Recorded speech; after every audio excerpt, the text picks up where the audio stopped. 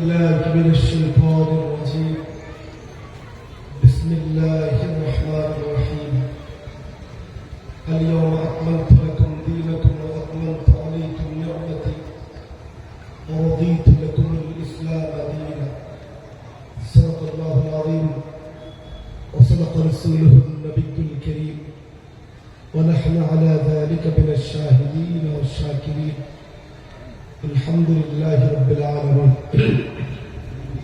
شكر النبي البدر محبة الشتام والدروس شكرا اللهم صل على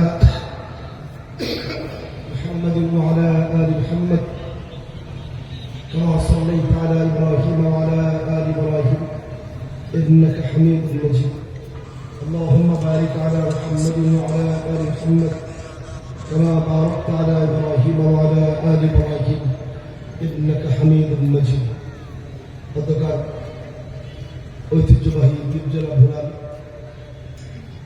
ইত্তেহাদ উলামা ইল মাদারিস আল কওমিয়া ভোলা এর উদ্যোগে আয়োজিত আন্তর্জাতিক ইসলামী মহাসম্মেলনে উপস্থিত সম্মানিত সভাপতি আলহাজ মাওলানা মোহাম্মদ আনাস দামাত বারাকাতুহু সহ বরেণ্য উলামায়ে কেরাম এবং সর্বস্তরের দিন দরদি তৌহিদি জনতা আমি কোরআন কারীমের সূরা মায়দার 3 নম্বর আয়াতের ছোট্ট অংশ তেলাওয়াত করেছি।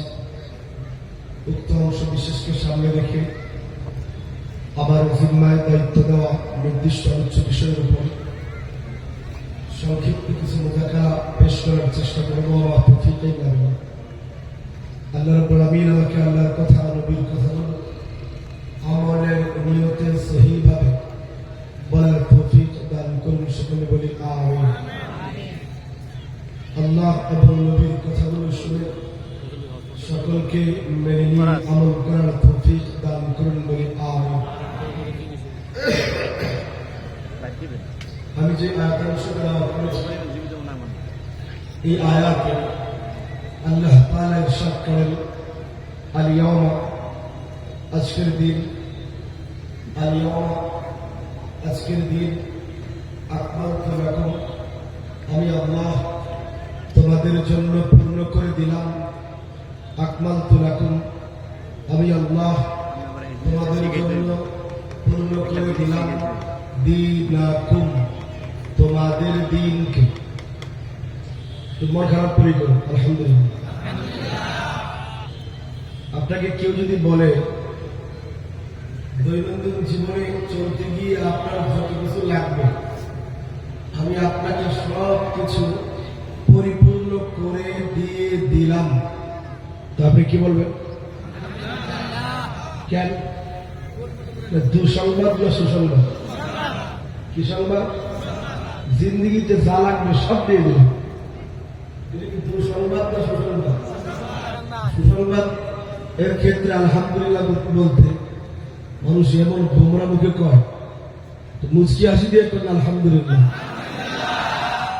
আল্লাহ বলেন বান্দা কিয়ামত পর্যন্ত তুমি তোমার দিন পালন করতে গিয়ে যত কিছু লাগবে আমি আল্লাহ তোমার জন্য সব কিছু পরিপূর্ণ করে দিয়েছি।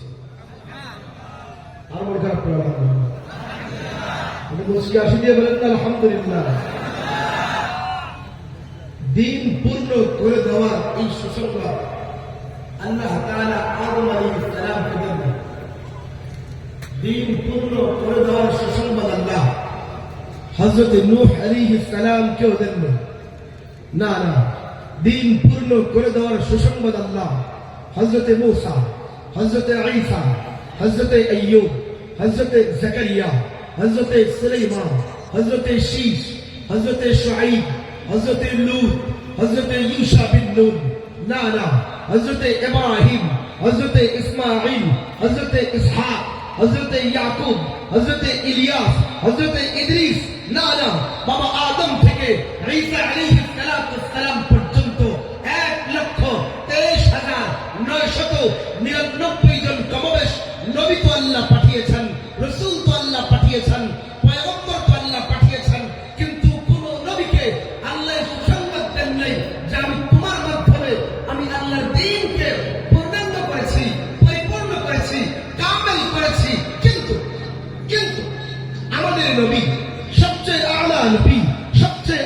নবী, সবচেয়ে আজমান নবী, সবচেয়ে আতমাম নবী, সবচেয়ে আকমাল নবী, সবচেয়ে আনওয়ার নবী, সবচেয়ে আফজাল নবী, সবচেয়ে আতিয়াব নবী, সবচেয়ে উৎকৃষ্টতম নবী, খাতামুন নবী, আমাদের প্রিয় নবী মুহাম্মদ রাসূলুল্লাহ সাল্লাল্লাহু আলাইহি ওয়াসাল্লামের কাছে আল্লাহ জিবরাইল পাঠিয়ে ওহী নাযিল করে কোরআনের আয়াত বানিয়ে নবীকে জানিয়েছেন, হে নবী মুহাম্মদ, আমি তোমার মাধ্যমে আমি আল্লাহর দ্বীনের বিল্ডিংটা পরিপূর্ণ করে দিয়েছি। বলেন আলহামদুলিল্লাহ। আল্লাহ আমাদের নবীর মাধ্যমে তার দ্বীনকে কি করে দিয়েছে? পরিপূর্ণ করে দিয়েছে। পূর্ণাঙ্গ করে দিয়েছে। কি করে দিয়েছে?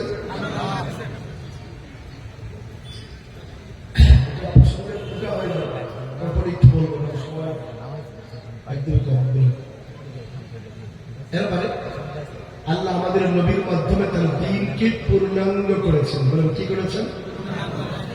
সময় আমরা অনেক বলবো, কষ্ট হলেও বলবো, কারণ এখানে এসে আজকে যারাই বা এদের চেয়ে বেশি কষ্ট আপনাদের হয় না। আপনাদের কষ্ট হয়েছে। সকালবেলা প্রোগ্রাম করা বক্তাদের জন্য বহুত বড় আযাব আছে।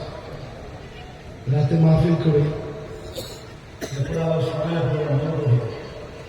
এখানে যারা তারা কষ্ট করবেন, আপনারা কষ্ট করবেন, মানুষ হা হো করে, ঠিক আছে? আমরা তো প্রায় 20 মিনিট মতো ফিরলাম। হা হো করতে পারবেন তো না? একটু পরীক্ষা করে দিই, বলুন তো কামেল। বলা হবে না কামেল। কামেল মানে কি? কামেল মানে পূর্ণাঙ্গ। কামেল মানে পূর্ণাঙ্গ। বলা হবে না কামেল মানে পূর্ণাঙ্গ। 2 নম্বর শব্দটাও শিখেন। বলেন নাকিস। নাকিস। সবাই বলেন মনে হচ্ছে গুনাহ হবে। গুনাহ হবে না। দিন শেখার নিয়ত করেন। আপনার পায়ের তলায় নবীর ভাষায় চাটাই থাকবে না। আল্লাহর নূরের ফেরেশতা নূরের পাহাড় হবে। তো দিন শেখার নিয়ত বলেন নাকিস। নাকিস মানে অপূর্ণাঙ্গ। বলেন নাকিস মানে অপূর্ণাঙ্গ। আচ্ছা, এবার একটু পরীক্ষা হবে। পরীক্ষা দিয়ে পাস করা লাগবে, পাস করা লাগবে, ঠিক আছে? আচ্ছা বলেন তো দেখি, আল্লাহ আমাদের নবীকে কামেল দিন দিয়েছেন না নাকিস? কি দিন দিয়েছেন? নাকিস দিয়েছেন না কামেল? আল্লাহ যেমন আমাদের নবীকে কামেল দিন দিয়েছেন, তেমন আল্লাহ আমাদের নবীকে বানিয়েছেন তো কামেল বানিয়েছেন। কেমন বানিয়েছেন? নবীর চেহারার দিকে তাকিয়ে মানুষ বলতো, এই নবীর নাকটাও দেখি কামেল। নাকটাও কি? মানে একটা মানুষের চেহারায় নাক যতটুকু লম্বা হলে পূর্ণাঙ্গ হবে, নাকের তীব্র যেমন হলে পূর্ণাঙ্গ হবে, নাকটা যতটুকু চিকন হলে পূর্ণাঙ্গ হবে। আল্লাহ নবীর নাকটা তেমন বানিয়ে দিয়েছে। আপনার কোনো সন্দেহ আছে না? কোনো সন্দেহ আছে? এর মানে এই নবীর নাক তো কামেল, নবীর চুল তো কামেল, নবীর নামাজ তো কামেল, নবীর রোজা তো কামেল, নবীর হজ তো কামেল, নবীর যাকাত তো কামেল। हाँ हाँ, এই নবীর চলা তো কামেল, নবীর বলা তো কামেল, নবীর তাবলীগ তো কামেল, নবীর কিতাব তো কামেল, নবীর জিহাদ তো কামেল, নবীর মক্কি জীবন তো কামেল, নবীর মদনী জীবন তো কামেল, নবীর বদর তো কামেল, নবীর উহুদ তো কামেল, নবীর হুনাইন তো কামেল, নবীর খন্দক তো কামেল, নবীর পারিবারিক জীবন তো কামেল, নবীর রাষ্ট্রীয় জীবন তো কামেল। এক কথায় আমাদের নবীর পুরা জীবনটাই এই নবীকে আল্লাহ যে দিন দিয়েছেন, ওই দিন দিন ও কামেল নবীও, দিন ও কামেল নবীও।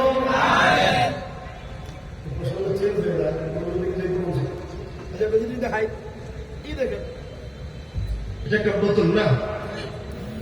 এই বোতলের মুখ পর্যন্ত পানি হয়, এর মানে এই বোতলটা পানিতে কামেল। কথা কি বুঝতেছেন? এই বোতলটা পানিতে পানিতে। আচ্ছা, এখন একজন ব্যক্তি পুরো 1 জগ পানি নিয়ে আসছে। আমরা বললাম এই জগের পানি কি করবা? সে বললো এই বোতলে ঢুকাবো। আমরা কি বলবো? বেলা থেকে আন্দা সোজে দেবো।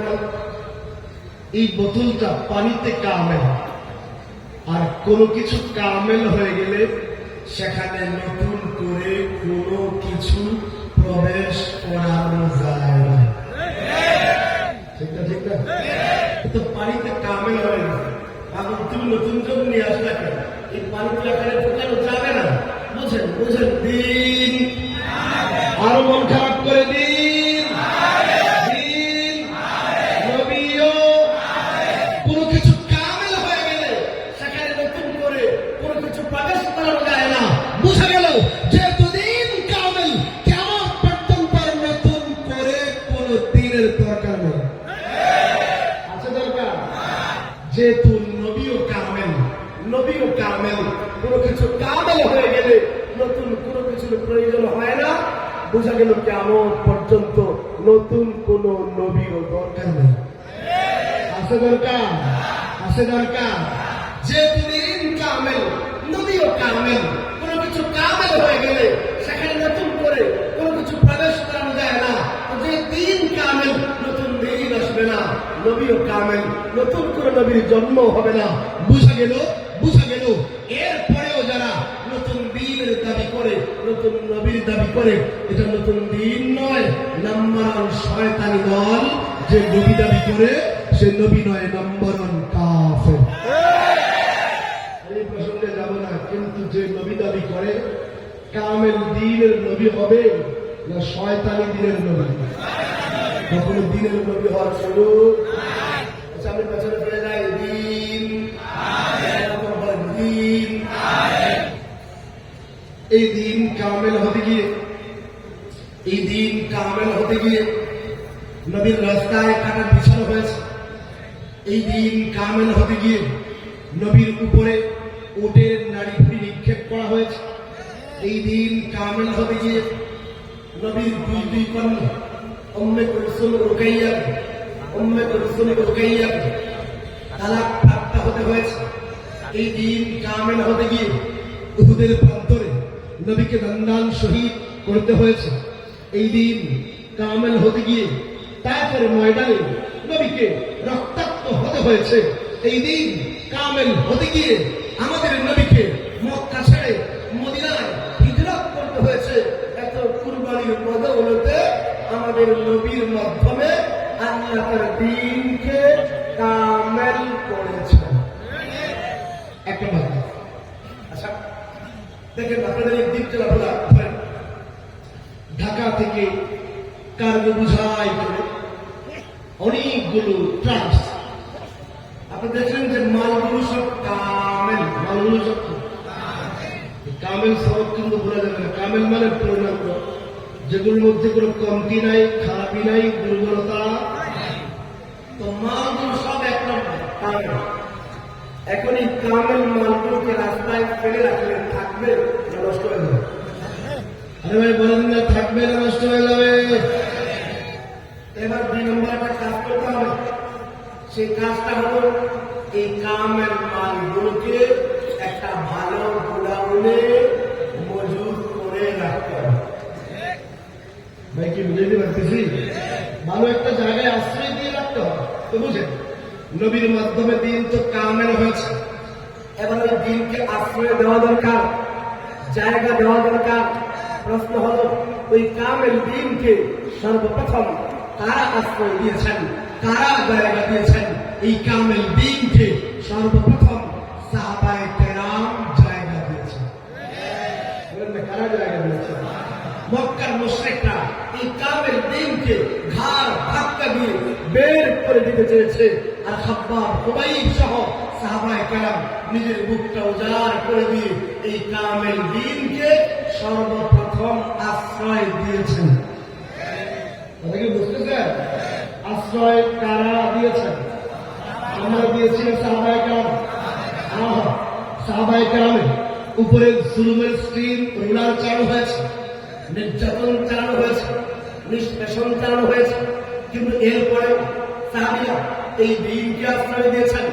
হযরত সুমাইয়া চোখ অন্ধ করে দেওয়া হয়েছে, তবু সাহাবীরা এই দিনকে আশ্রয় দিয়েছেন। হযরত নবীর শরীরের চামড়া উপড়ে ফেলা হয়েছে, তবু সাহাবীরা এই দিনকে আশ্রয় দিয়েছেন। হযরত খাব্বাবের উপরে পাথর চাপা দেওয়া হয়েছে, তবু সাহাবীরা এই দিনকে আশ্রয় দিয়েছেন। হযরত বেলালকে জ্বলন্ত অঙ্গারের উপরে চাচানো হয়েছে,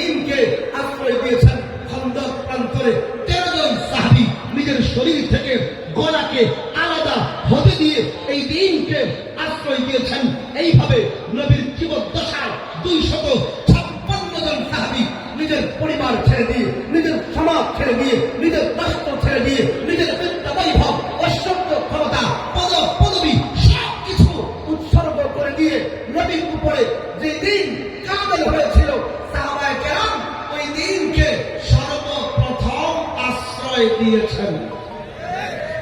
বলেন বলেন, কারা আশ্রয় দিয়েছে? আমরা দিয়েছি। সাহাবীরা আশ্রয় দিয়েছে। নম্বর 2, সাহাবীরা এই দিনকে আশ্রয় দিয়ে আমল করে ঘরে বসেছিলেন। সাহাবীরা আমারও আইসা আমাদের নসিবে মুসলমান হওয়া ছিলই। আপনি আগের পুরুষদের একটু খবর নেন, 18-19-20 পুরুষ আগে নিজের বংশ পরম্পরা একটু খবর নেন। 18-19-20 পুরুষ আগে দেখবেন নিজের নাম ছিল কুমার দাস। সেটা ঠিক না? এই 18-20 পুরুষ আগে কি আছে? কেউ শিবলিঙ্গের সামনে বসে থাকতো। আমাকে বাপ দাদাদের কথা বলতেছি, কেউ সূর্যের সামনে বসে থাকতো। এরা মুসলমান হয়েছে কেন? সাহাবায়ে কেরামের কুরবানি, সাহাবায়ে কেরামের দ্বীনের দাওয়াতের বদৌলতে।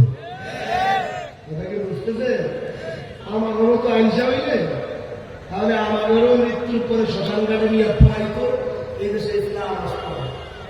সাহাবায়ে কেরাম নিজের সব কিছু উৎসর্গ করে দিয়ে এই দ্বীনের তাবলীগের জন্য পুরা পৃথিবীর প্রান্তে প্রান্তে ছড়িয়ে পড়েছিলেন। তো বুঝেন, 1 নম্বর জিনিস তো জানলাম নবীর মাধ্যমে দিন কামেল হল। 2 নম্বর জানলাম ওই কামেল দিনটা প্রথম জায়গা পেল সাহাবায়ে কেরামের মাধ্যমে। সাহাবায়ে কেরাম 2টা কাজ করেছেন। 1 নম্বর কাজ হল সাহাবায়ে কেরাম দিনকে জায়গাও দিয়েছেন। 2 নম্বর ওই দিনকে বুকে ধারণ করে পৃথিবীর কোনায় কোনায় ছড়িয়ে দিতে সাহাবায়ে কেরাম সফর করেছেন। 2টা কাজ করলেন সাহাবারা। 1 নম্বর হলো কামেল দিনকে জায়গাও দিয়েছেন। 2 নম্বর কামেল দিনকে পৃথিবীর কোনায় কোনায় ছড়িয়েও দিয়েছেন। ভাই কি কথা বুঝতে চান? আর 15 মিনিট সময় আছে, বুঝছেন? সাহাবায়ে কেরাম শুধু দিন জায়গা দিয়েছেন না, ছড়িয়েও দিয়েছেন।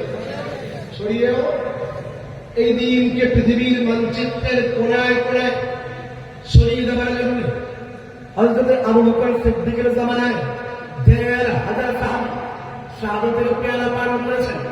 এই দিনকে পৃথিবীর প্রান্তে প্রান্তে ছড়িয়ে দিতে হযরত ওমর ফারুক রাদিয়াল্লাহু তাআলা আনহু এর জামানায় 14,000 সাহাবী শাহাদাত বরণ করেছেন। এই দিনকে পৃথিবীর প্রান্তে প্রান্তে ছড়িয়ে দিতে হযরত ওসমান গনি রাদিয়াল্লাহু তাআলা আনহু এর জামানায় 16,000 সাহাবী নিজের শরীরের তাজা খুন এই জমিনে ঢেলে দিয়েছেন। এই দিনকে পৃথিবীর কোনায় কোনায় ছড়িয়ে দিতে হযরত আলী রাদিয়াল্লাহু তাআলা আনহু এর জামানায় 35,000 সাহাবী এবং তাবেঈ শাহাদাত বরণ করেছেন। 2টা কথা শিখতে হবে। 1 নম্বর হলো নবীর মাধ্যমে দিন। আরে ভাই, আমি এমনি কাহিনী আসছি দূর থেকে, দূর তো ঠিক মতো হয় না। কথা বলতে আমার কষ্ট নেই,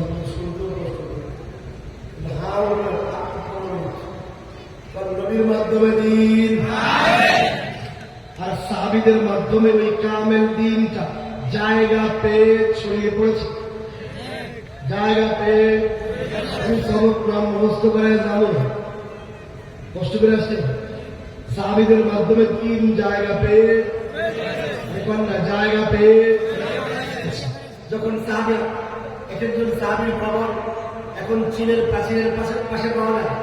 কোন কোন সাহাবীর খবর সেই ইস্তাম্বুলে ইস্তাম্বুলে পাওয়া যায়, কনস্টান্টিনোপলে তুরস্কের ইস্তাম্বুল শহরে কোন কোন সাহাবীর খবর পাওয়া যায়। কোন কোন সাহাবীর খবর ফিনল্যান্ডের দ্বীপে পাওয়া যায়। কোন কোন সাহাবীর খবর আফ্রিকার জঙ্গলে পাওয়া যায়। ওই কেন সাহাবীরা ওই দিনটা বুকে ধারণ করে পৃথিবীর প্রান্তে প্রান্তে ছড়িয়ে দিতে তারা নিজেরাও ছড়িয়ে পড়েছেন। আচ্ছা, আমাকে বলেন তো, বলার মানুষ, আপনার জ্ঞান মানুষ, শিক্ষিত মানুষ, সাহাবায়ে কেরাম যখন এই বুকে কামের দিনকে ধারণ করে ছড়িয়ে পড়তে লাগলেন, যাওয়ার সময় ওযুর ফরজগুলো নেন বুঝতে বললেন না, বুঝতে বলা দেখেন না, ওযুর ফরজগুলো নেন নাই, ওযু ভঙ্গের কারণ নেন নাই, নামাজের ওয়াজিব নিয়েছিলেন না, রেগে গেছি, নামাজের মুস্তাহাব নিয়েছিলেন, নামাজ ভঙ্গের কারণ তো নিশ্চিত নেন না, আরে ভাই নিছেন কি নেন নাই, নামাজের তরিকা নিয়েছিলেন, রোজার তরিকা নিয়েছিলেন, হজের তরিকা নিয়েছিলেন। এর মানে সাহাবায়ে কেরাম নবীর কাছ থেকে ওযুর তরিকা, গোসলের তরিকা, নামাজের তরিকা, হজের তরিকা, এইভাবে দৈনন্দিন জিন্দগির জন্ম থেকে নিয়ে মৃত্যু পর্যন্ত মাসআলাগুলো নবীর কাছ থেকে শেখা এই বুকে ধারণ করে পৃথিবীর প্রান্তে প্রান্তে ছড়িয়ে পড়েছে। অনেকে বুঝতে চান? আচ্ছা আমাকে বলুন তো, ভোলার মানুষ সাহাবায়ে কেরাম কি এখনো আছেন? থাকার সুযোগ আছে? এর মানে সাহাবায়ে কেরাম কবরে গেছেন মানে কি নবীর দিন শেষ? আরে বলুন শেষ না কিয়ামত পর্যন্ত থাকবে? এর মানে বোঝা গেল 3 নম্বর আরেকটা কাজ করা দরকার। কি কাজ? ওই যে সাহাবীরা নবীর কাছ থেকে ওযুর ফরজ নিয়েছেন, ওযু ভঙ্গের কারণ নিয়েছেন, নামাজের ওয়াজিব নিয়েছেন, নামাজের মুস্তাহাব নিয়েছেন, নামাজ ভঙ্গের কারণ নিয়েছেন, বিয়ের তরিকা, ব্যবসার তরিকা, বাণিজ্যের তরিকা, পারিবারিক জীবন চালানোর তরিকা, এইভাবে পুরা জিন্দেগির মাসআলা মাসাইল সাহাবায়ে কেরাম যে নিজের বুকে ধারণ করে ছড়িয়ে পড়লেন পৃথিবীর প্রান্তে প্রান্তে। তারা তো থাকবেন না, তারা চলে যাবেন, কিন্তু আল্লাহর দ্বীন কিয়ামত পর্যন্ত থাকবে। কিন্তু কিয়ামত পর্যন্ত থাকতে হলে আল্লাহর দ্বীনের সহিহ মাসআলা মাসাইল থাকতে হবে। এই জন্য 3 নম্বর একটা কাজ করা দরকার। সেই কাজটা হলো সাহাবায়ে কেরাম থেকে ওই মাসআলাগুলো নিয়ে এবার একত্রিত করে লিপিবদ্ধ করা দরকার। বুঝতে পারছি? এবার একটা 3 নম্বর কাজ দরকার, সেটা হলো দিনকে এবার জমা করা দরকার। ওযুর মাসআলা, গোসলের মাসআলা, হজের মাসআলা, যাকাতের মাসআলা, এগুলোকে এবার তাদবীন করা প্রয়োজন, সংকলন দরকার, একত্রিত করা দরকার, জমা করা দরকার। প্রশ্ন হলো পৃথিবীর ইতিহাসে কে ওই মহান ব্যক্তিত্ব যিনি সর্বপ্রথম সাহাবায়ে কেরাম যে মাসআলাগুলো নিয়ে, যে দ্বীনের কামিল মাসআলাগুলো নিয়ে ছড়িয়ে পড়েছেন, সেই মাসআলাগুলো কে সর্বপ্রথম একত্রিত করেছেন, জমা করেছেন, কে সর্বপ্রথম তাদবীন করেছেন, কে সর্বপ্রথম সংকলন করেছেন? এর উত্তর দেওয়ার আগে সংকলন করা, জমা করা একটা সহজ তর্জমা বোঝায়। আগামীকাল সকালবেলা সাধারণ আছে তাদের জন্য আশেপাশের যে কোনো ভোলার কওমি মাদ্রাসার মক্তবে তো মক্তবে ঢোকার পরে একটু কান পেতে শুনবেন। মক্তবের ছোট্ট ছোট্ট বাচ্চারা পড়তেছে। কি পড়ে? একজন দেখবেন দাঁড়া বলে ওযুর ফরজ 60টি, ওযুর ফরজ কয়টি? একজন দাঁড়া বলে ওযুর ফরজ 4টি। টাকা দেখবেন যে ছেলেটা বলতে 6 বছর 7 বছর বলতেছে নির্দ্বিধায়, নিঃসংকোচ, ব্যর্থহীন ভাষায়, পরিষ্কার শব্দ। এটা ফরজ, সুন্নত, ফরজ, মুস্তাহাব, ফরজ, ওয়াজিব, একদম ডিটেক্ট করে এটা ফরজ হবে। এরপরে শিরোনাম বলে দিয়েছে, এরপরে কয়টা হবে নাম্বারও বলে দিয়েছে। এরপর এক এক করে সাজিয়ে গুছিয়ে ওই ছোট্ট নামাজের সন্তানটা বলতে থাকে। 1 নম্বর সমস্ত মুখ ধৌত করা, 2 নম্বর উভয় হাতের কনুই সহ ধৌত করা, 3 নম্বর মাথার 4 ভাগে 1 ভাগ মাসাজ করা, 4 নম্বর উভয় পায়ের টাকনু সহ ধোয়া। যে বলেন তো ভোলার মানুষ এই ওযুর 4 ফরজ না জানবেন আপনি কি ওযু করতে পারবেন? আরে ভাই বলেন না পারবেন? এর মানে ওযুর 4 ফরজ আমার জানা দরকার, আপনারও জানা দরকার, শিক্ষিত মানুষেরও জানা দরকার, অশিক্ষিত মানুষেরও জানা দরকার, আলেমেরও দরকার, বাইরে আলেমেরও দরকার। প্রশ্ন হলো আমাদের সমাজে যারা নতুন নতুন ভাইরা আছে, যারা এসে আপনাকে বলবে ভাই কোরআন শরীফের বাংলা অনুবাদ পাওয়া যায়। কোরআন শরীফের বাংলা অনুবাদ পাওয়া যায়। এরপরে বুখারী, মুসলিম, আবু দাউদ, নাসাই, তিরমিজি, ইবনে মাজাহ, এমনকি মুসনাদে আহমদ, সুনানে দারামি, সুনানে দারাকুতনি, এই সকল হাদিসের কিতাবের বাংলা অনুবাদ পাওয়া যায়। আরে জায়গা তো কিছু কিছু পণ্ডিত আছে আপনাকে বলবেন হুজুর কোরআন শরীফের বাংলা অনুবাদ আছে, হাদিসেরও বাংলা অনুবাদ পাওয়া যায়, আর আমি বাংলা পড়তে পারি। তাহলে কোরআন হাদিসের বাংলা অনুবাদ পাওয়ার পরেও আমি হুজুরের কাছে যাবো কেন?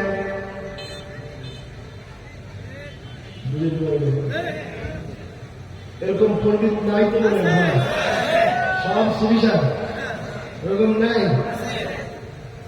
কিছু কিছু লোক আপনাকে বলবে ভাই কোরআনের বাংলা অনুবাদ আছে, হাদিসের অনুবাদ আছে, তো কোরআন হাদিসের অনুবাদ থাকতে আমি মাযহাব মানুন কেন?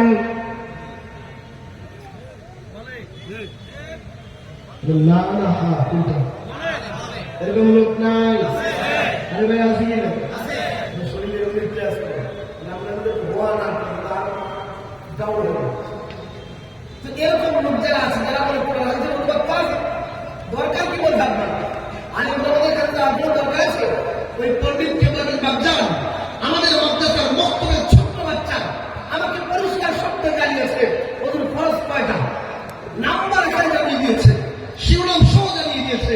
তোমাকে আমি ইসলামিক ফাউন্ডেশনের বাংলা অনুবাদ করা কোরআন শরীফ ধরা দিলাম, আমাকে কোরআন থেকে ওযুর 4টা ফরজ দেখা। আমি কি গালি দিছি? অযৌক্তিক কথা বলছি? এই বাংলা কোরআন একবার না 1 বার পড়ে শেষ করলেও আমাদের বর্তমানের ছাত্ররা যেইভাবে পরিষ্কার শব্দে ব্যক্তহীন ভাষায় ওযুর 4 ফরজ বলেছে, কোন পণ্ডিত কোরআন থেকে এইভাবে 4 ফরজ দেখাতে পারবে না, পারবে না, পারবে না। এর মানে কি কোরআনে ওযুর ফরজ নাই? অবশ্যই আছে। ইদা কুমতুম ইলা সালাতি ফাগসিলু ওজুহাকুম ওয়া আইদিয়াকুম ইলাল মারাফিকি ওয়ামসাহু বিরুউসিকুম ওয়া আরজুলাকুম ইলাল কা'বাইন। এই আয়াতে আল্লাহ ওযুর 4 ফরজ বলে দিয়েছেন, কিন্তু আল্লাহ শিরোনাম দেন নাই। আল্লাহ কি দেন নাই? আর ভাই কোরআন ভাই সমাজে কি দেন নাই? 2 নম্বর আল্লাহ এটা যে ফরজ তাও বলেন না। কথা কি বুঝতে চান? যেমন আমাদের মক্তবের ছাত্ররা বলতেছে এটা ফরজ সুন্নাত না, তেমনি ভাবে কোরআনে কারীমের মাঝে পরিষ্কার শব্দে ফরজ লেখা নাই, কোরআনে কারীমের মাঝে শিরোনাম দেওয়া নাই। নম্বর 3, কোরআনে কারীমের মাঝে শিরোনাম দিয়ে নাম্বার আকারে স্পেসিফিক ভাবে লেখা নাই, কিন্তু কোরআনে ওযুর ফরজ আছে, শিরোনাম দেওয়া নাই। কোরআনে ওযুর ফরজ আছে, ফরজ লেখা নাই। কোরআনে ওযুর ফরজ আছে, নাম্বার আকারে লেখা নাই।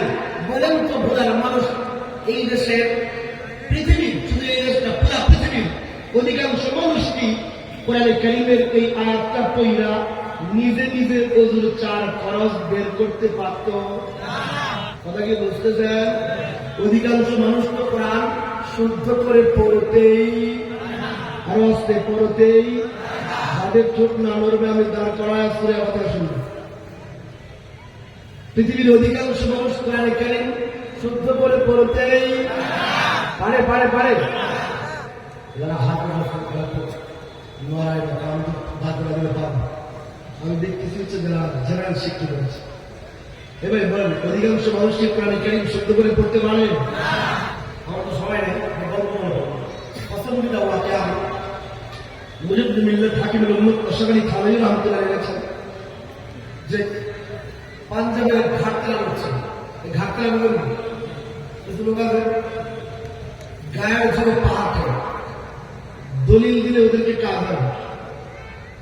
বাসায় থাকলে সারাদিন পৌঁছে ঝগড়া করে, রাস্তায় বের হলে রিক্সাওয়ালার সাথে ঝগড়া লাগায়, চায়ের ফলে চা খেতে গেলেও সেখানেও কাজ্জা লাগায়। এরকম কিছু ঘাটতলা লোক আছে না, যেখানে যায় সেখানে ঝগড়া করে। তো পাঞ্জাবি লোক ছিল ঘাটতে, পাঞ্জাবি বলে আমার গায়ে ভারতের তো পাঞ্জাবি প্রদেশে ওদের নিজস্ব একটা ভাষা আছে, পাঞ্জাবি ভাষা, যেটা অন্য ভাষার সাথে মিলে না। এই পাঞ্জাবি ঘাটতে আলো মুসলমান গেছে হজ করার জন্য। তো হজের সময় এখনো বাকি আছে। তো পাঞ্জাবি ভাষা ছাড়া অন্য কোনো ভাষা বুঝে না, আরবি ভাষা বুঝে। তো সেক্ষেত্রে আরব দোকানদারের কাছ থেকে একটা পণ্য কেনা যায়। এখন এই পাঞ্জাবি লোক আরবি ভাষা বুঝে না, ওই আরব লোক পাঞ্জাবি ভাষা বুঝে। এখন না বুঝে, আরব লোক আরবি ভাষায় কথা বলে, আর সে পাঞ্জাবি লোক পাঞ্জাবি ভাষায় কথা বলে। তো কোনো কারণে পাঞ্জাবি লোকের মেজাজ খারাপ হচ্ছে। তো পাঞ্জাবি লোকের স্বভাব হচ্ছে মেজাজ খারাপ হলে সে তার মাতৃভাষা পাঞ্জাবিতে যত গালি পারে, মা বাবা তুলে 14 গোষ্ঠী তুলে গালি শুনেছে। কোন ভাষায় গালি দিচ্ছে?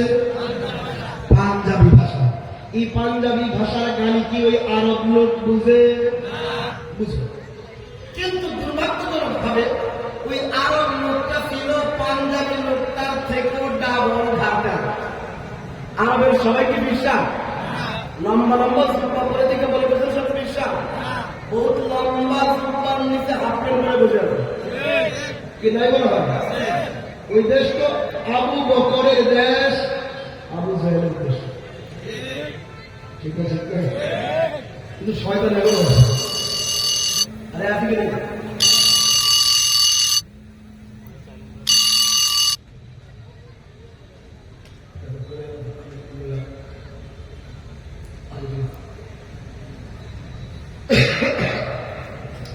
তো এখন এসব ডাবল ঘাটতে আপনাদের সবাইকে বিশ্বাস? একথা বললেন মোহাম্মদ বিন সালমানের মতো আল্লাহ ওলি আছে না? প্রিন্স সালমানের মতো এত আল্লাহ ওলি সিনেমার হল উদ্বোধন করে আল্লাহ ওলি আছে কি নেই? এর মধ্যে সবাইকে বিশ্বাস নেই, এখানে তোমরা দেখে তো পাগলেন না। তো ওই আরব দোকানদার ছিল আর ডাবল ঘাটতে। ও স্বভাব ছিল রাগ উঠলেই গালি শুনে, রাগ উঠলে আরব দোকানদার দেখে কিনে আমার সামনে ব্যক্তি দাঁড়ায় মুখ ভ্যাংসাইতেছে, যে স্টাইলে ভ্যাংসাইতেছে দেখলে তো মনে হয় আমি যেমনি মানুষের গাইড নাই এত স্টাইলে গাইড লাইতেছে, কিন্তু আমি ভাষা বুঝতেছি না। ভাষা এবার ওই আরব দোকানদার খেয়েছে, তুমি ভিন্ন ভাষায় আমার গালি দাও না, আমি বুঝি না, আমি চলে গেলাম। এবার ওই আরব দোকানদার তার মাতৃভাষা আরবিতে যত গালি পারে, তুই ওরা বুঝছি না, ওরা বলে হয় না, ওরা তুমি কাল, ওরা তুমি হিন্দি, তুই এদের বাচ্চা ওদের বাচ্চা ওদের বাচ্চা, মানে যত বাচ্চা আছে সব পারে। কোন ভাষায়? কন্যা কোন ভাষায়? আরব লোক গালি দিচ্ছে আরবি ভাষায়, পাঞ্জাবি লোক গালি দিচ্ছে পাঞ্জাবি ভাষায়। একজনের গালি আর একজনের বুঝে? বুঝে। 10 মিনিট ধরে গালাগালি শেষ করে পাঞ্জাবি লোকটা গেছে তার কাফেলার কাছে গিয়া বলে, ভাই নবীর দেশ সৌদির মানুষের কত ভালো, কেমন ভালো? তুই যে আরবের দোকানদার, তাই আমি 10 মিনিট ধরে মা বাবা তুলে গালি দিতেই থাকলাম, আর হেখালি কোরআন শরীফ পড়তেই থাকলো। ওই আরব দোকানদার 10 মিনিট ধরে কোরআন শরীফ পড়ছে, হ্যাঁ গাইল লেগেছে। কি করছে? এখন যে আরবি ভাষা বুঝে না, আরবি ভাষাতে বুঝে না, গাইলাই না কোরআন পড়ে, তুমি বুঝবে? বলেন ঘটনার মাঝখানে ঘটনা মনে করবে। আরো অনেক বছর আগে, প্রায় 10-12 বছর তো হবে, আরো বেশি হবে না। আর রামপুরা যে মাদ্রাসা আমি পড়াইতে পারি, মাগরিবের পর আমি কোথায় বসছি, হঠাৎ করে দিকে সালাম দিয়ে প্রায় 8-10টা ঢুকতে পারবো। এত মানুষের সাথে কি ব্যাপার? কেউ আপনার সাথে বহস করতে আসছে। কি করতে আসছি? একজনের কি বস শুরু করে, আচ্ছা আমাকে আগে উত্তর দেন যে বুখারী শরীফ কি আপনি মানেন? আপনি কি বলবেন? বুখারী শরীফ মানেন? আপনি কোন ধরনের? অবশ্যই বুখারী শরীফ পড়েছি, আচ্ছা, হুজুর বুখারী শরীফে কি নাই যে ইমামের পেছনে সূরা ফাতিহা না পড়লে নামাজ হয় না? আমি বললাম বুখারীতে কার নামাজ হয় না আসছে? এই কথা বলা শিখে আমি এটা বাংলার ঘটনাও বলতেছি না, আমার নিজের জীবনের ঘটনা। 2 নম্বর, এটা শিখলে আপনি কথা বলার তরজও শিখবেন।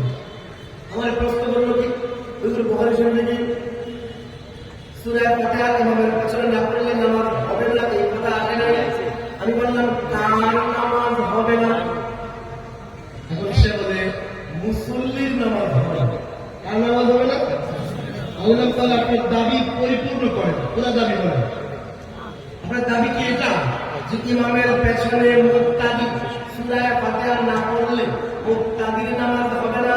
না, মুক্তাদির নামাজ হবে না।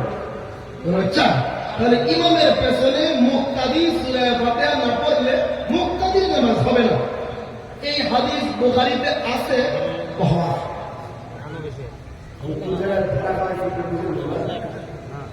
ইমামের পেছনে মুক্তাদি সূরা ফাতিহা না পড়লে মুক্তাদির নামাজ হবে না। আমি বললাম এই হাদিস বুখারীতে আছে। সে বলে হ্যাঁ আছে। আচ্ছা, হাদিস আমাকে দেখা দেন, আমরা তো নবীর হাদিসকে মানি। দেখলাম অবশ্যই মানব। আমি আমার এক ছাত্রকে বললাম যে ভাই বুখারী শরীফ আছে। আপনারা যারা সাধারণ মানুষ আছেন তারা আমাদের বিভিন্ন মাদ্রাসা খতমে বুখারীতে গেলে দেখেছেন লম্বা লম্বা বুখারী শরীফ আমরা ছাত্ররা পায়। তো ওই বুখারী শরীফ আমাদের হিন্দুস্তানি ছাত্র বিশ্বাস করে তার সামনে যখন এই বুখারী শরীফ রাখা হয়েছে ডাইরেক্ট কাপেন কেন বুখারী শরীফ আমাকে দেখা। বুখারী শরীফের কোন জায়গায় লেখা আছে ইমামের পেছনে মুক্তাদি সূরা ফাতিহা না পড়লে মুক্তাদির নামাজ হবে না? এই হাদিস আমরা দেখান। আমি কসম করে বলি আমি আজকে থেকে জোহরের নামাজ থেকে মাগরিবের পরে বললাম এশার নামাজ থেকে আমি ইমামের পেছনে নিজেও মুক্তাদি হয়ে সূরা ফাতিহা পড়ব এবং আমার সব ছাত্রদেরকে শেখাবো, ঘরে গিয়ে তারাও শেখাবো। এখন কোরআন শরীফ আরে যখন বুখারী শরীফ সামনে রাখা হয়েছে আমার হাতে পাক বলুন আমি তো বুখারী শরীফ পড়তে পারি না। আমি বুখারী শরীফ পড়তে আমি বললাম আপনি বুখারী পড়তে পারেন না, আপনি কেমনে জানেন যে এই হাদিস বুখারীতে আছে? প্রশ্ন কি হচ্ছে? জানেন না, বুখারী পড়তে পারেন না, জানেন কেমনে যে হাদিস বুখারীতে আছে? কই যে কেন বাংলা অনুবাদ পড়ে জেনেছি, বাংলা অনুবাদ পড়ে।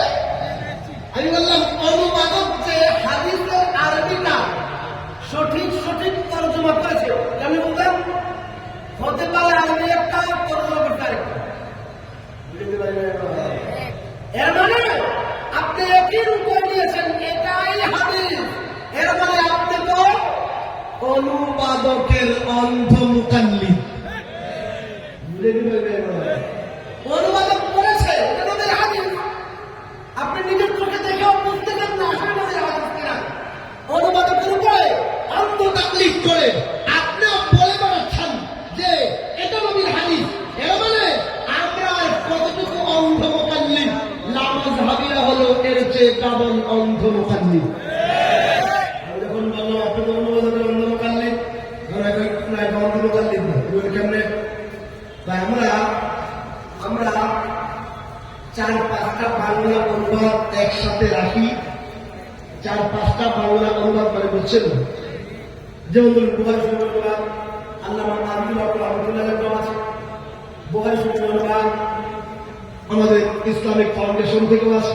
এরকম আরো 2-3টা একসাথে কইরা এক হাদিসের অনুবাদ কয়েকটা অনুবাদ থেকে দেখলে সে বলবে যে অনুবাদ কোনটা সঠিক কোনটা ভুল, এটা একটা আলাদা হয়। এটা কি হয়? আমি বললাম তাহলে আজকে থেকে পুরো রামপুরা মিছিল করবে, মিছিল সবাই বলবো ভাই আপনারা মনে করছিলেন আমরা আহলে হাদিস না। ভাই আমরা আহলে হাদিস না, আমরা তো আহলে আল্লাহ। আমরা কি? আমরা 4-5 জন শাইখের লেকচার শুনি, শুনে নিজে একটা আন্দাজ করলাম। 4-5 শাইখের অনুবাদ করা বুখারী মুসলিম আমরা অনুবাদ করি, এরপরে নিজে একটা আন্দাজ করি। এর মানে এরা আহলে হাদিস না আহলে আন্দাজ। আমরা আলে হাদিস তাহলে আন্দাজ, এই আলে আন্দাজরা বুখারীও পড়তেও পারে না, আন্দাজ করে করে একটা আন্দাজ করে মসজিদে গিয়া আন্দাজ দিয়ে জ্ঞান জানা এরকম লোক আছে কি নাই? আমি পেছনে আবার ফিরে যাচ্ছি। আমি বলতেছিলাম নবীর মাধ্যমে দিন তো কামেল হয়ে গেছে, সাহাবীদের মাধ্যমে ওই কামেল দিনটাই জায়গা পেয়ে ছড়িয়ে পড়েছে। সব কি মনে আছে পিছনে? সাহাবীর মাধ্যমে কামেল দিনটা জায়গা পেয়ে ছড়িয়ে পড়েছে। আমি বলতেছিলাম এবার 3 নম্বর কাজ দরকার, সেই কাজটা হলো ওই কামেল দিনকে জায়গা দিতে হবে, আশ্রয় দিতে হবে, সরি ওই কামেল দিনকে জমা করতে হবে, তাদবিন করতে হবে, সংকলন করতে হবে। সংকলনের অর্থটা বুঝেন, সংকলনের অর্থ বুঝেন। ওই যে উদাহরণ দিচ্ছিলাম প্রাণী কেরিমের মাঝে অজুর 4 ফরজ আছে, ফরজ শিরোনাম দেওয়া নাই। প্রাণী কেরিমের মাঝে অজুর 4 ফরজ আছে কিন্তু ফরজ লেখা নাই। প্রাণী কেরিমের মাঝে অজুর 4 ফরজ আছে কিন্তু নাম্বার আকারে লেখা নাই। তো মাযহাবের ইমামরা দেখলেন হায় পৃথিবীর অধিকাংশ মানুষ তো কোরআন কারীম শুদ্ধ করে পড়তেই পারে না। যারাও কিছু পড়তে পারে তারা তর্জমা বোঝে না, যারাও তর্জমা কিছু শিখেছে তারা তাফসীর বোঝে না, যারাও অল্প কিছু তাফসীর পড়েছে তারা আরবির ফাসাহা, আরবির বালাগা, আরবির অলঙ্কার শাস্ত্র, আরবির ভাষা, মুহাওয়ারা, বাক রীতি এগুলো কিছু বুঝে। কিন্তু সবারই নামাজ পড়তে হবে, নামাজ পড়তে হলে ওযু করতে হবে, ওযু করতে হলে ওযুর 4 ফরজ জানতে হবে। আল্লাহ এটা বুঝতে পারতেছেন না, কথাকে বুঝতে চান? এখন এতগুলো হাজার কোটি মানুষকে কিভাবে সহিহ আমল করার সুযোগ করে দেওয়া যায়? তো মাযহাবের ইমামরা কোরআনের ওই আয়াতকে সামনে রেখে তাদের ছাত্রদের মাধ্যমে কিতাবে লিখে দিয়েছেন যে লিখে দাও, শিরোনাম দিয়ে লিখে দাও ওযুর ফরজ 4টি, এরপর নাম্বার আকারে 4 ফরজ লিখে দিয়েছেন। শিরোনাম দিয়ে লিখে দাও, কোরআন সামনে রেখে, হাদিস সামনে রেখে শিরোনাম দিয়ে লেখো ওযু ভঙ্গের কারণ 7টি, এরপর নাম্বার আকারে লিখে দিয়েছেন। নামাজের ওয়াজিব 14টি শিরোনাম, এরপর নাম্বার আকারে লিখে দিয়েছেন। এইভাবে নামাজ ভঙ্গের কারণ 19টি শিরোনাম দিয়া নাম্বার আকারে লিখে দিয়েছেন।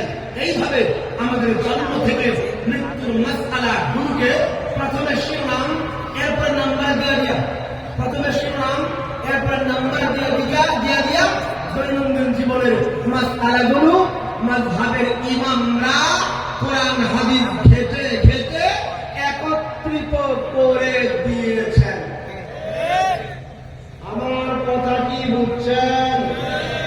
তারা কোরআন হাদিস ঘেঁটে ঘেঁটে মাসআলাগুলো বের করে একত্রিত করে দিয়েছেন। জঘন্য কাজ করছেন, খারাপ কাজ করছে না? মাফি করে করে তো ওনাদেরকে ইল্লানো দরকার, বই লিখে লিখে তো গালি দেওয়া দরকার, দোয়া করা দরকার, কি করা দরকার? আমাদের উপরে বড় ইহসান করেছেন, বড় অনুগ্রহ করেছেন যে তারা আমাদের জন্ম থেকে মৃত্যুর মাসআলাগুলোকে একত্রিত করে দিয়েছেন, জবাব করে দিয়েছেন, তাদবিন করে দিয়েছেন, সংকলিত করে দিয়েছেন। তারা মাসআলা বানান নাই, মাসআলাগুলোকে আমাদের সামনে উন্মোচিত করে দিয়েছেন। মাসআলা বানাইছেন না দেখাইছেন? ভাই বানানো এক জিনিস, দেখানো আর এক জিনিস। এখানে লাইট জ্বালাইলে রাতের অন্ধকারে লাইট কোনো কিছু বানায় না দেখায়, ভাই লাইট বানায় না দেখায়। মাযহাবের ইমামরা কোরআন সুন্নাহের গভীরে লুকায়িত মাসআলাগুলো তাদের ইলমের ফাকাহাতের আলো দিয়া আমাদের সামনে উদ্ভাসিত করে খুলে দিয়েছেন। এরা মাসআলাগুলো তাদের ইলমের টর্চ দিয়া আমাদের সামনে প্রকাশ করে দিয়েছেন। মাসআলা বানান, মাসআলা বানান। এর মানে মাযহাবের ইমাম মাসআলাকে একত্র করেছেন, জমা করেছেন, তাদবিন করেছেন। ভালো করে বুঝেন, ভালো করে বুঝেন। নবীর মাধ্যমে যেই দিন কামেল হয়েছে ওই দিনটাই সাহাবায়ে কেরামের মাধ্যমে জায়গা পেয়ে ছড়িয়ে পড়েছে। এবার ওই দিনকে জমা করতে হবে, তাদবিন করতে হবে, সংকলন করতে হবে। প্রশ্ন হলো এই কাজ কে করেছেন? তাকিয়ুস সাহিফা ফি মানাকিব আবি হানিফা, জালালউদ্দিন সৈয়দ রহমাতুল্লাহ কিতাব 22 নম্বর পৃষ্ঠায় তিনি লিখেছেন, ইন্নাল আউয়ালা মান দাওয়ালা ইলম আশ-শরীআতি ওয়া রাত্তাবাহু আবওয়াবান ফাহুয়া আবু হানিফা। জালালউদ্দিন সৈয়দ লিখেছেন, সর্বপ্রথম পৃথিবীর ইতিহাসে যিনি কোরআন সুন্নাহের মাসআলাগুলোকে বাক করে, কসম করে, অধ্যায় করে, পরিচ্ছেদ করে, আর সহজ ভাষায় বললে যিনি সর্বপ্রথম কোরআন হাদিসের মাসআলাগুলোকে প্রথমে শুনলাম, এরপর নাম্বার দিয়ে একত্রিত করে দিয়েছেন, তার নাম নুমান বিন সাবিত ইমাম আবু হানিফা। তার নাম কি? ইমাম আবু হানিফা প্রথম মাসআলাগুলোকে কি করেছেন? আরে বলেন না, জমা করেছেন, তাদবির করেছেন, সংকলন করেছেন। এরপরে তার ছাত্র ইমাম মুহাম্মদ রাহমাতুল্লাহি আলাইহি উস্তাদের সংকলিত, উস্তাদের জমা করা, উস্তাদের তাদবির করা, উস্তাদের একত্রিত করা সেই মাসআলাগুলোকে তিনি কিতাববদ্ধ করেছেন, লিপিবদ্ধ করেছেন, কিতাবে সন্নিবিষ্ট করেছেন। তার কিতাব আসিয়াল কবীর, তার কিতাব আসিয়াল সগীর, তার কিতাব আল জামিউল কবীর, তার কিতাব আল জামিউস সগীর, মাবসুত জিয়াদাত, জুলজানিয়াত, কায়সানিয়াত, হারুনিয়াত, রিক্কিয়াত ইত্যাদি কিতাবের মাঝে উস্তাদের সেই মাসআলাগুলোকে ইমাম মুহাম্মদ একত্রিত করে লিপিবদ্ধ করেছেন। সেখান থেকে ধীরে ধীরে যাহিরুল রিওয়ায়াত নামে, গায়রে যাহিরুল রিওয়ায়াত নামে কিতাব হয়েছে, কুতুবি হয়েছে, হেদা হয়েছে। সেখান থেকে ফতোয়া শামী, ফতোয়া আলমগীরি, ফতোয়া কাতারখানিয়া, খুলাসাতুল ফাতাওয়া, আল বাহরুল রায়ক, আল নাহরুল ফায়েক ইত্যাদি কিতাব হয়ে বেহেশতি জোর হয়ে তাজিমুল ইসলাম হয়ে আমাদের পর্যন্ত পৌঁছে গেছে। ইমাম আবু হানিফা মাসআলা একত্র করেছেন না বানাইছেন? যেদিন কামেল হয়েছিল ওই দিনটাই সাহাবায়ে কেরাম ছড়ায় দিতেন, আর ওই দিনটাই আবু হানিফা একত্র করেছেন। তিনি কি করেছেন? তাহলে আমরা কয় কথা শিখছি? 3 কথা। নবীর মাধ্যমে দিন কামেল হল, সাহাবীদের মাধ্যমে ওই দিন জায়গা পেয়ে ছড়িয়ে পড়ল, ইমাম আবু হানিফার মাধ্যমে ওই দিনটা একত্রিত হল। সব কি মনে হয়েছে? আবু হানিফার মাধ্যমে ওই দিনটা কি হয়েছে? অন্য শব্দ যদি আমি বলি তাহলে নবীর মাধ্যমে তাকমীলের দিন হয়েছে, সাহাবীদের মাধ্যমে তামকিনের দিন হয়েছে, ইমাম আবু হানিফার মাধ্যমে তাদবীরের দিন হয়েছে। নবীর মাধ্যমে দিন পূর্ণাঙ্গ হয়েছে, সাহাবীদের মাধ্যমে ওই দিনটা জায়গা পেয়ে ছড়িয়ে পড়েছে, ইমাম আবু হানিফার মাধ্যমে ওই দিনটাই একত্রিত হয়েছে। আরেক শব্দ বললে, যার মাধ্যমে দিন কামেল হলো তিনি আমাদের নবী। যার মাধ্যমে এই দিন জায়গা পেয়ে ছড়িয়ে পড়লো তারা হলেন জামাতে সাহাবা, সাহাবায়ে কেরামের জামাত। এই দিনটা যাদের মাধ্যমে সর্বপ্রথম একত্রিত হল তিনি হলেন নুমান বিন সাবিত ইমাম আবু হানিফা। আমরা পরিষ্কার শব্দে বলি, যেহেতু তাকমীলে দিন, দিনকে পূর্ণাঙ্গ করা দিনের কাজ, তামকিনে দিন, দিনকে জায়গা দিয়ে ছড়িয়ে দেওয়া সেটাও দিনের কাজ, তাদবীরে দিন, দিনকে সংকলন করা এটাও দিনের কাজ। আর এই দিনের কাজ তাকমীলে দিন ওয়ালা নবী, তামকিনে দিন ওয়ালা জামাতে সাহাবা, তাদবীরে দিন ওয়ালা নুমান বিন সাবিত ইমাম আবু হানিফা, এই তিনও ব্যক্তিত্ব দিনের কাজ করেছেন। কেউ তাকমীলে দিনের কাজ করেছেন, কেউ তামকিনে দিনের কাজ করেছেন, কেউ তাদবীরে দিনের কাজ করেছেন। যেহেতু এই তিনটাই দিনের কাজ, সুতরাং যারা এই তিন ব্যক্তিত্বের বিরোধিতা করে এরা দিনদার হতে পারে না, এরা দিনের দুশ্মন হবে। বোঝা গেল যে নবীর দুশ্মন, এরা দিনের দুশ্মন। যারা জামাতের সাহাবার দুশ্মন তারাও দিনের দুশ্মন, যারা ইমাম আবু হানিফার দুশ্মন তারাও দিনের দুশ্মন। কারণ এই তিন ব্যক্তিত্বের মাধ্যমে দিনের কাজ হয়েছে। কিসের কাজ হয়েছে? আমরা বলি আমাদের পরিচয়, নাম্বার 1 আহলে সুন্নাহ, 2 নম্বর জামাআহ, 3 নম্বর হানাফি, 3 নম্বর কি বললে ঘোরা বলবে না, ওদের এমনি কেন? 3 নম্বর কি? 3 নম্বর হানাফি। 4 নম্বর আমাদের একটা পরিচয়, আমরা দেওবন্দি, আমরা কি বেরলভী। লামাযহাবি, মওদুদি, আমরা দেওবন্দি, আমরা কি ভালো করে বুঝো। খুব সংক্ষেপে এটার চেষ্টা করবো। এর আগে একটু বুঝাবো। এক নম্বর, আমরা তাকবীরে দ্বীনওয়ালা নবীকে মানি। তাকবীরে দ্বীনওয়ালা নবীকে মানি। যেহেতু তাকবীরে দ্বীনওয়ালা নবীকে মানি, এই জন্য আমরা আহলে সুন্নাহ। কথা কি বুঝতেছেন? বুঝতেছেন? তাকবীরে দ্বীনওয়ালা নবীকে মানি, এই জন্য আমরা আহলুস, এখন আহলুস, আরে গোলা হবে না তো ভাই, আহলুস সুন্নাহ, আহলুস। আমরা তামকিনে দ্বীনওয়ালা, দ্বীনকে জায়গা দিয়ে ছড়িয়ে দেওয়ালা জামাতে সাহাবাকে মানি। এই জন্য আমাদের নামের দ্বিতীয় অংশ ওয়াল জামাআহ, ওয়াল জামাআহ।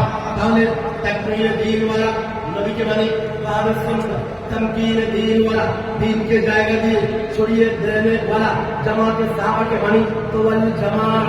আর তাকবীরে দ্বীনওয়ালা, দ্বীনকে একত্রিতকারী ইমাম আবু হানিফাকে মানি। এই জন্য নামের দ্বিতীয় অংশ আমরা হানাফি। আমি কি সবকটা পুরো মুখস্থ হয়ে পারছি? আমরা আহলুস সুন্নাহ তাকবীরে দ্বীনওয়ালা, আমরা ওয়াল জামাআহ তামকিনে দ্বীনওয়ালা, আমরা হানাফি তাদবীরে দ্বীন। দিন যখন কোনো ঘর যখন কমপ্লিট হয় না, পূর্ণাঙ্গ হয় না, পূর্ণাঙ্গ হয়ে গেছে, ছড়া হয়ে গেছে, একত্র হয়ে গেছে। একত্র হয়ে যাওয়ার পরে, পূর্ণাঙ্গ হয়ে যাওয়ার পরে মাঝে মাঝে ঘরটায় ঝাড়ু দেওয়ার আগে তার মাকড়সার জাল বসানোর চেষ্টা করে। ঘর কমপ্লিট হয়ে যাওয়ার পরে পিঁপড়া ঢুকার চেষ্টা করে কি করে না? মাকড়সায় জাল ফেরার চেষ্টা করে কি করে না? আর বলেন করে কি করে না? আর নানা ধরনের পোকামাকড় ঢোকার চেষ্টা করে কি করে না? এবারে 5 নম্বর একটা কাজ আছে। এই কাজটা আমরা বলে ধীরে দিন বলে ধীরে মাঝে মাঝে দিনের মধ্যে, এক মিনিটের দিনের মধ্যে নবীর দুশ্মন হয়ে কাদিয়ানি সুরত যে নবীর উপরে নোংরা ময়লা ফেলার চেষ্টা করবে, নবীর হক নবুয়তের তাজ দিয়ে কিছু কিছু গোলাঙ্গার টানাটানি করবে, দিনের মধ্যে ময়লা দিয়ে ঢোকানো অপচেষ্টা করবে।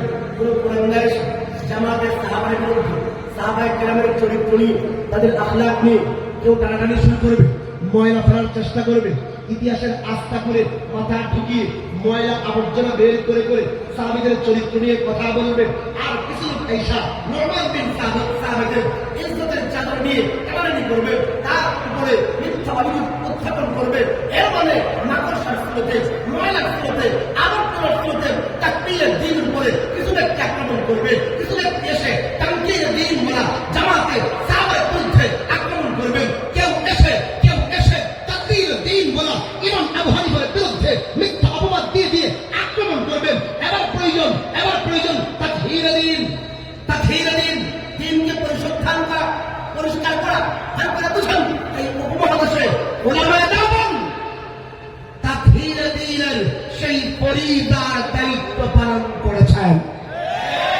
যখন কোন কুলাঙ্গার এসে তাকবীরের দ্বীন ওয়ালা নবীর হক নবুয়তের বিরুদ্ধে দাঁড়িয়েছে, ওলামায়ে দেওবন্দের সন্তানেরা নিজের জানের কুরবানি পেশ করে, লিখনের মাধ্যমে, বয়ানের মাধ্যমে জানের নজরানা পেশ করে তাকবীরের দ্বীন ওয়ালা নবীর ইজ্জত আবরু সম্মান হেফাজত করেছে। করে নাই? যখনই তাকবীরের দ্বীন ওয়ালা জামাতের সাহাবাদের বিরুদ্ধে, যখন শিয়া কুলাঙ্গাররা এবং কিছু নিম শিয়া বিভিন্ন বই লিখে, গ্রন্থ লিখে সাহাবায়ে কেরামের জামাতের উপরে কলঙ্ক লেপনে অপচেষ্টা করেছে, ওলামায়ে দেওবন্দের সন্তানেরা, কাসেম নানতবী রুহানি সন্তানেরা লিখনির মাধ্যমে, বয়ানের মাধ্যমে, প্রতিবাদের মাধ্যমে তাদের মুখোশ জাতির সামনে উন্মোচন করে দিয়েছে। জামাতে সাহাবার ইজ্জত আবরু তারাই হেফাজত করেছে।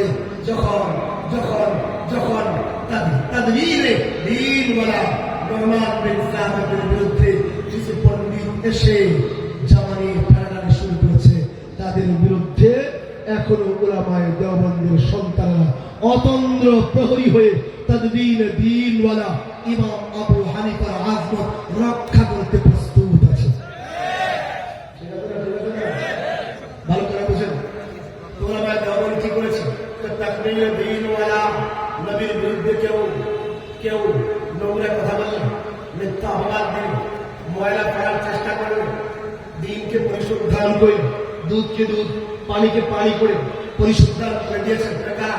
ওরা ভাই দেওয়ানি। আচ্ছা, যখন তদবির দিনওয়ালা, তামকিন দিনওয়ালা জামাতের সাহাবার বিরুদ্ধে কোনো কুলাঙ্গার হাত তুলেছে, জবান গাজি করেছে, নোংরা বাক্য বলেছে, তাদের প্রতিবাদে নিজের জান কোরবান করে দিয়ে, একের পর এক জান কোরবান করে দিয়ে, তারা লেখনের মাধ্যমে, বয়ানের মাধ্যমে, বক্তৃতার মাধ্যমে, প্রতিবাদের মাধ্যমে তারা ওই জামাতে সাহাবার দুশমনদের মুখোশ উন্মোচন করে দিয়েছেন। যখনই তাদবীর দ্বীনওয়ালা ইমাম আবু হানিফার দুশমনরা আসছে, উলামায়ে দেওবন্দের সন্তানরা এখনো তাদের মুখোশ উন্মোচন করতে সদা প্রস্তুত রয়েছে। পরিশুদ্ধার করার এই মহৎ দায়িত্ব ওলামায়ে দেওবন্দ পালন করে আসতেছেন। এই জন্য আমাদের নাম তাকওয়া হয়েছে। আমরা তাকবীর দিনওয়ালা নবীকে মানি তো আহলুস সুন্নাহ, আমরা তামকিন দিনওয়ালা জামাতে সাহাবাকে মানি তো আমরা আল জামাআহ, আমরা তাদবীর দিনওয়ালা ইমাম আবু হানিফাকে মানি আমরা হানাফি, আমরা তাকবীর দিনওয়ালা ওলামায়ে দেওবন্দকে মানি আমরা দেওবন্দি। আর একটা কথা বলে শেষ করবো। অনেক বলবে আপনি কি হানাফি না মোহাম্মদ? আপনি হানাফি না? এখন আমাদের সহজ সরল মানুষ, আমি তো হানাফি। তো পণ্ডিত বলবে, আচ্ছা তোমার নিজের আবু হানিফার দিকে, নবীর দিকে না, আর আমাদের দিকে তাকাও, আমরা মোহাম্মদী, আমরা নিজবত নবীর দিকে। এই প্রশ্নটা কেমন ধোকা জানেন? কিছু প্রশ্ন আছে, প্রশ্ন নিজেই ধোকা। সেটার নাম কি? আরে ভুলাই জানার নাম কি? সরকারি স্কুল বাস না, সরকারি স্কুল বাস। আর এছাড়া কোনো নাম নেই না, বুঝতে কি ইলিশা সরকার কোনো নাম নেই। হ্যাঁ, পৌরসভায়।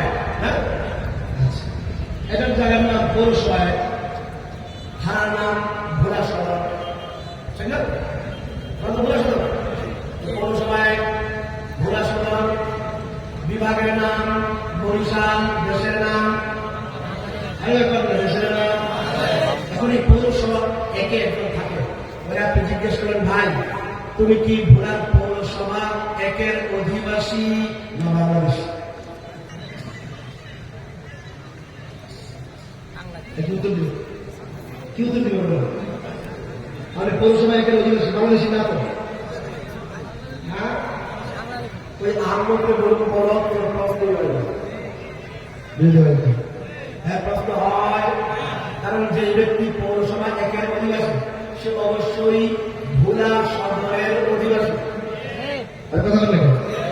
যে ব্যক্তি ভোলা সদরের অধিবাসী সে অবশ্যই বরিশালের অধিবাসী। যে ব্যক্তি বরিশালের অধিবাসী সে তো অবশ্যই বাংলাদেশী। এটা কোনো কঠিন কথা না। কারণ কোন ব্যক্তি পৌরসভা একের অধিবাসী হতেই পারে না যদি না সে ভোলা সদরের অধিবাসী হয়।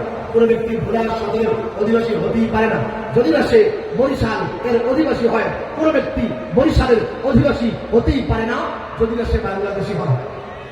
ঠিক না? ঠিক না? আহমদ প্রশ্ন এটা করতে পারে, তুমি কি বাংলাদেশী না পাকিস্তানি? সাহেব তো প্রশ্ন করতে পারে, ভাই তুমি কি মোহাম্মদী না ঈসাই? তুমি কি নবী মোহাম্মদের অনুসারী না ঈসা আলাইহিস সালামের অনুসারী? এটা প্রশ্ন হতে পারে, এটা প্রশ্ন হতে পারে। সে প্রশ্ন করতে পারে তুমি মোহাম্মদী না মুসাই? তুমি মোহাম্মদ সাল্লাল্লাহু আলাইহি ওয়াসাল্লামের অনুসারী নাকি মুসা আলাইহিস সালামের অনুসারী? ব্যক্তি প্রশ্ন করে তুমি মোহাম্মদী না হানাফি? এর মানে প্রশ্নটা কেমন দাঁড়াইলো? যারা বললো আজকে কি শনিবার না 5 তারিখ? আজকে শনিবার না 5 তারিখ? জ্ঞানীর প্রশ্নটা বড়দের প্রশ্ন। ভালো করে বুঝেন। আমাদের পরিচয় আমরা 4টা বললাম।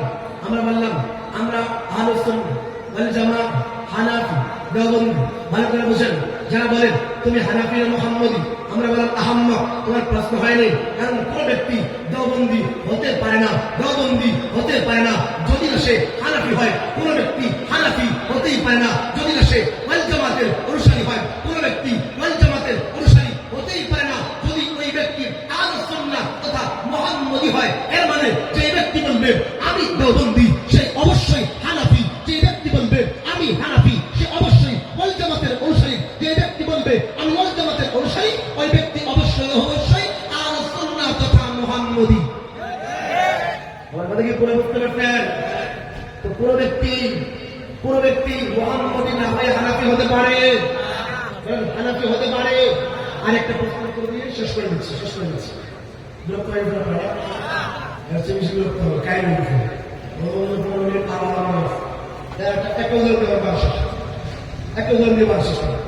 আমাদের দোস্ত আপনাকে বলবো, আচ্ছা ইমাম আবু হানিফা কি নবীর জামানায় ছিল?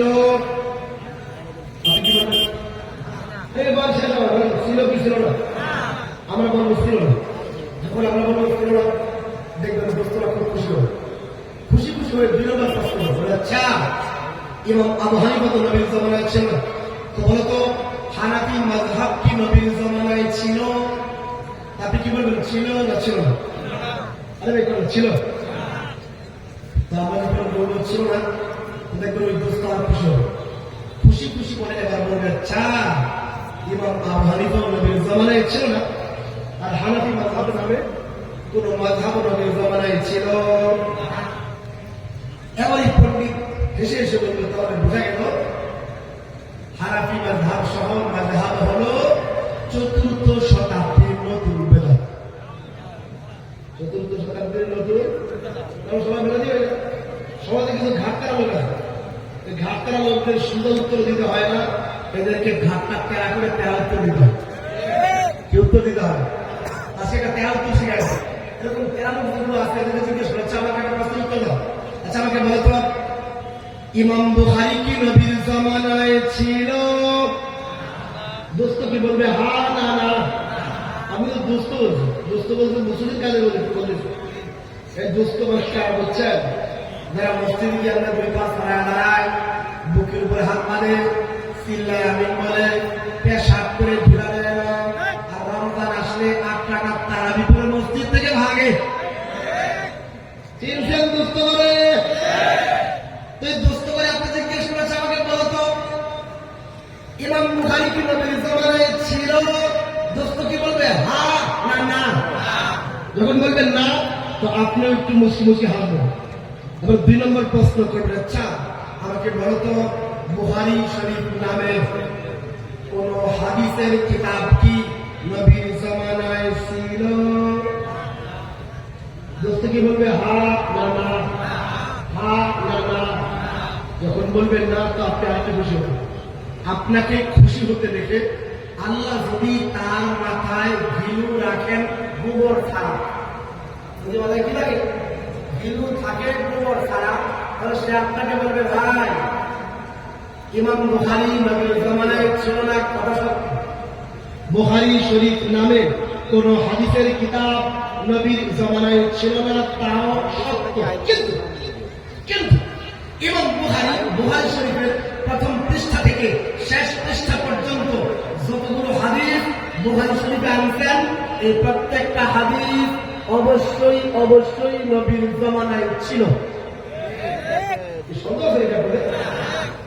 এর মানে হাদিস গুলো ছিল, ইমাম বুখারী ছিলেন, ইমাম বুখারী ছিলেন, হাদিস গুলো ছিল, কিন্তু বুখারীর হাদিস নামে ছিল।